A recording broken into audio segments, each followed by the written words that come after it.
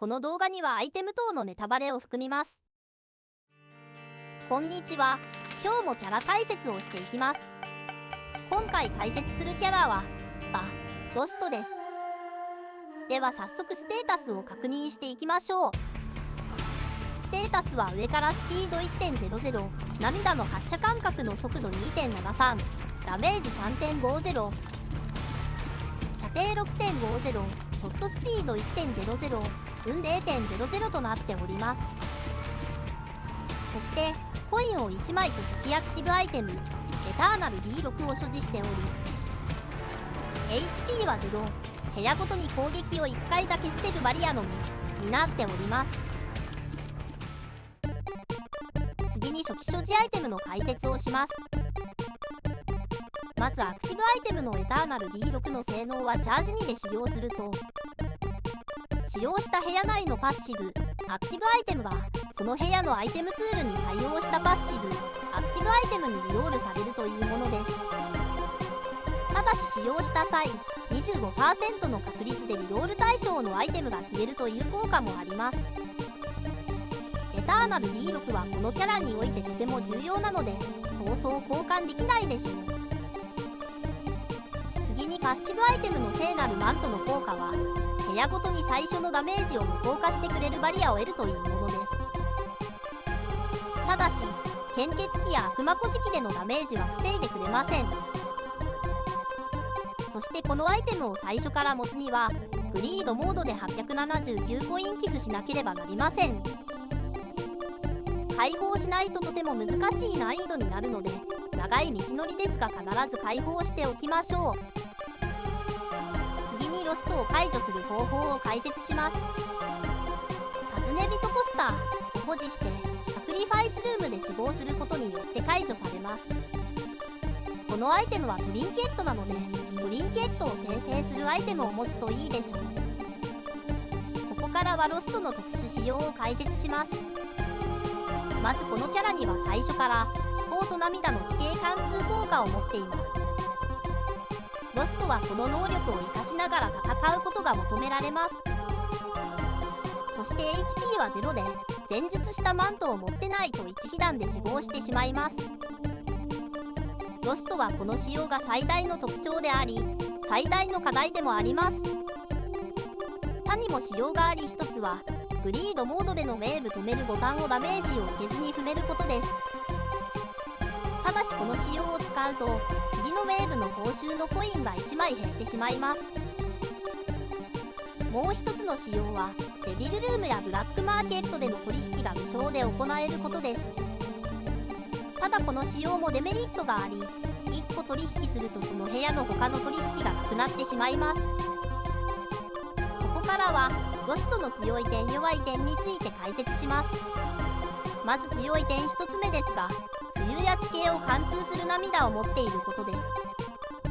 2つ目は赤ハートダメージを受けることがないのでデビル、エンジェルルームの確率が減ることがないことです。3つ目はデビルルーム、ブラックマーケットでの取引が無料であることです。この下2つの仕様でデビルルームでの取引がとてもたやすくなっています。4つ目はエターナル D6 を最初から持っていることです。5つ目はボスチャレンジルームが常に空いていることです。6つ目はパーフェクションがほぼ必ず出ることです。パーフェクションはダメージを受けずに3回総クリアで出るのでこのキャラのお供となる存在です。7つ目は HP がないので HP を管理する必要がないことです。脆弱なキャラですがこのようにたくさんの強みがあります。次に弱い点ですが1つ目はマントが剥がれたらその部屋での被弾がもう許されないことでしょう。これが最大の弱点であります。2つ目はこのキャラに対して意味のないまたは使えないアイテムがあることです。これもとても問題で意味のないアイテムを覚えてなきゃいけません。3つ目はデビルルーム、ブラックマーケットでの取引が無料ですが1個しか取れないことです。強いデビルルームアイテムが取引で並んでるととても悔しくなります。4つ目はこのキャラやマントの解放がめんどくさいことです。解放までにキャラは運が絡んでマントは時間がかかります。ここからはロストの立ち回り方について解説します。立ち回り方1つ目はマントを解除することです。マントを解除してからがこのキャラの本領が発揮されます。立ち回り方2つ目は岩があったらその上に避難して一方的に攻撃を与える戦法を使うことです。地の利を得ることで被弾を抑えることが重要になっています。立ち回り方3つ目はクリアした部屋でマントが剥がれてればすぐ他のクリア済みの部屋に戻ってマントを復活させることです。不意の事故をなくすためにマントの復活を優先させましょう。立ち回り方4つ目はメラサタンルートに行かない場合は基本デビルルームによることです。デビルルームの取引が無償化されてるのを生かすためによると良いでしょう。立ち回り方5つ目はカースルームに入ることです。中に入ったら被弾は許されませんがその代わりロストにとっていいアイテムが出る可能性があります。6つ目の立ち回り方はいらないアイテムがあったらエターナル D6 を使うことです。いらないアイテムは口述するロストで取るべきではないアイテムで説明します。ここからはロストで取るべきなおすすめアイテムを紹介します。まず防御系アイテムから紹介します。1つ目は無敵や弾を反射してくれるアイテムです。特に一番右のアイテムが優秀です。2つ目は確率でダメージを無効化するアイテムです。これらはマントより先に発動するのでとても相性がいいです。3つ目はサイズダウンして当たり判定を小さくするアイテムです。当たり判定を小さくすることで弾をかわせることが多くなります。4つ目は残機などで被弾しても大丈夫になるアイテムです。これらのアイテムは不意の事故をなくせます。次はアイテムの質や量を上げるアイテムを紹介します。1つ目はカースルームを増やしてくれるブードゥーヘッドです。これにより前述した猫の屍やハートブレイクが見つかりやすくなります。2つ目はほぼノーリスクでアイテムを増やせたり出現させることのできるアイテムです。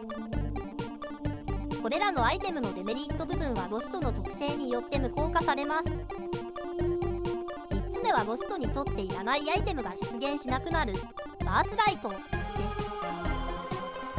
ロストにとって意味があるものしか出現しなくなるので取れば今後強くなれます。次は攻撃系のアイテムを紹介します。1つ目はほぼ必ず手に入るパーフェクションと組み合わせることでさらに強化されるアイテムです。これらのアイテムとパーフェクションが組み合わさることで火力面で困ることはなくなります。2つ目はロストの特性によりリスクや発動条件がなくなるアイテムです。左はワープのリスクがほぼなくなり右は無条件でステータスアップします。ここからはロストで取るべきではないアイテムを紹介します。1つ目は自爆する可能性があるアイテムです。爆破でマントが剥がれる可能性があるため取らない方がいいでしょう。以降のアイテムはロストにとって意味のないまたは使用できないものです。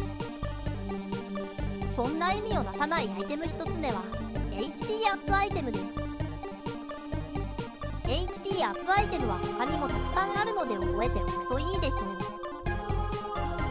2つ目は回復する系のアイテムです。